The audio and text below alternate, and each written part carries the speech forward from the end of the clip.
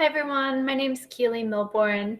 My pronouns are she, her, hers, and I'm a white female with dark blonde, short hair, blue eyes. Right now I'm presenting in my apartment.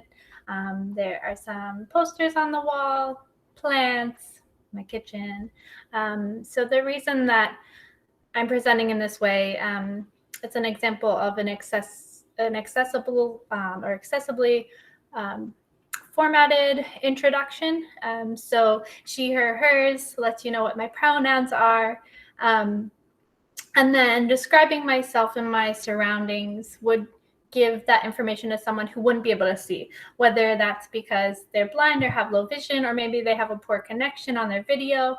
Sometimes that visual information is important and influences your experience. So that's just an example of accessible introduction. You're welcome to imitate that. If you're speaking to a crowd, I think it's really important to be aware that there might be individuals who, especially, coming from the place that I'm the disability services coordinator for the campus, that's how I approach these situations. Just try to have the best and most robust presentation that's going to reach all of your event attendees. So also at the same time, right now I'm recording my voice, so it's transcribing it. So I'm going to use these as captions and put them into this video. Again, that's obviously for someone who wouldn't be able to hear the audio due to hearing related disability, or like say there's construction happening outside, or just like interference going on. It can be really helpful. I also personally find that I always turn on captions and it just helps me concentrate better. If I start like drifting off, I'll make sure I look at those captions. It captures my attention.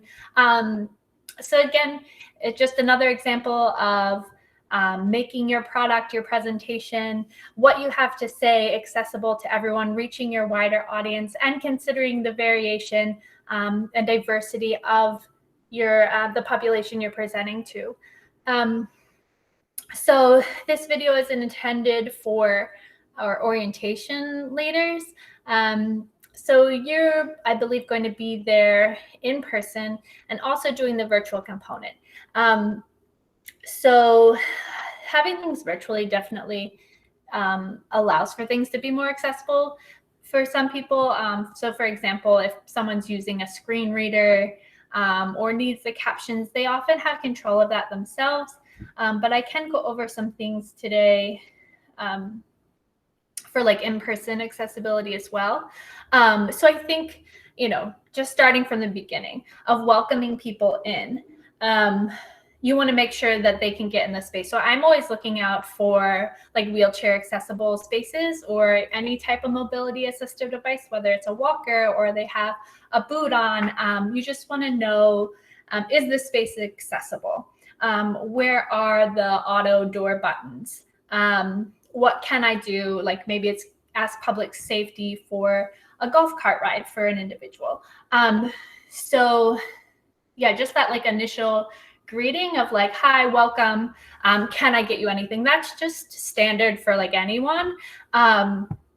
So that's like, the standard of practice. Also, it then applies to individuals with disabilities. And people can let you know if they have specific needs. I find it's really helpful to ask ahead of time. So when they're registering, there might be something, information that says like, if you have questions, need accommodations, have any concerns, let us know.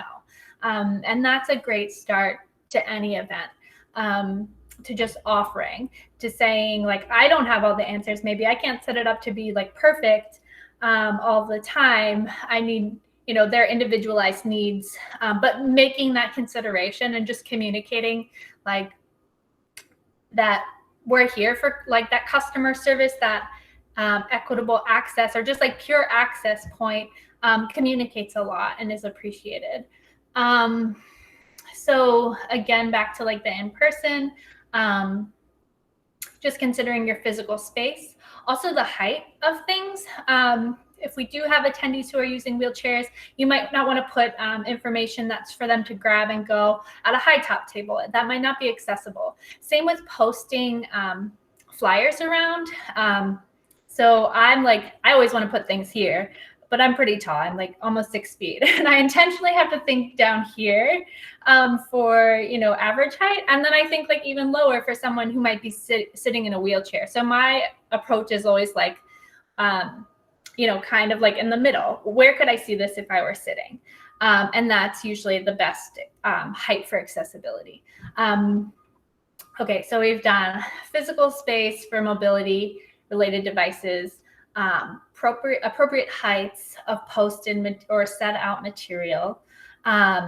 Also, if you're moving from building to building, level to level, it's good to know where the elevators are, and it's good to wait. So typically people taking the elevators will take longer. Wait until everyone is in the group and together so that they're not missing out on the information. Just going to make sure this is still recording me. It's really great to capture your text ahead of time. If you have to go back and caption, it's a lot more work. So again, just something to keep in mind if you're doing social media, any informational videos, things like that. And I'm happy to help you all if you need support in captioning. All right, some other guidance. Lack of flashing imagery. So we have a good number of students on campus who have concerns about flashing imagery, and it can trigger seizures for them. So especially like in PowerPoints, you just don't want to use those like flashing lights. There's sometimes like you'll see warnings at the beginning. I'm thinking of a Rihanna video, lights. I think there's a warning at the beginning because they realize this could trigger seizures for individuals. So I just say no flashing lights. They're not needed. Another one would be, as you're presenting, if you're referring to a visual, describe that visual. So if you have a PowerPoint and you're saying, if you look at the image here, keep in mind that everyone can't see the image. So describe it out loud, just like I described the way I look, the way my apartment looks. You want to send the same information to a blind or low vision individual that appear with vision. Same information. Once you want to send out the same information to them. So just describing images that you're referring to. I'm thinking particularly with PowerPoint presentations. So we did mobility, vision related. For individuals who are deaf or hard of hearing, it's important to face them sometimes because they'll be reading your lips. So not turning your back. Also, if they are using an app that transcribes, they might be looking down. So I know at our last open house event, someone was carrying a phone and like looking down at the phone the whole time because it was communicating to her what was being said out loud. So also keeping that in mind, it's like individuals might be looking up and down. Another good reason for you to describe visuals, because if they have to look at an interpreter, whether that's a sign language interpreter or the interpretation on their phone, they're not going to be able to keep their eyes glued on you the whole time. So those are the things that come up to mind, again, for those like 3 populations or 3 categories of physical disability, and then I added on seizure disorders. So I think that gives like a good intro. If you have any questions or comments, or you want to talk about any of these things further, just let me know, and I'm happy to do so. I'm going to be away during your orientation at a conference. That's why I'm making this video.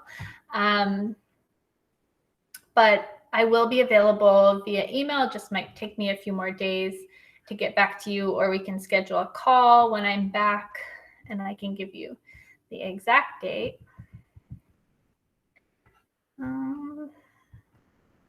So I should be back in town on the Wednesday, the 20, no, that's wrong, the 28th. So I'll be back then.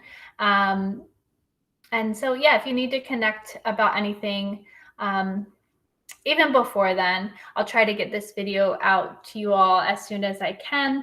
And if I think of any additional documents to add on to this, I will do that.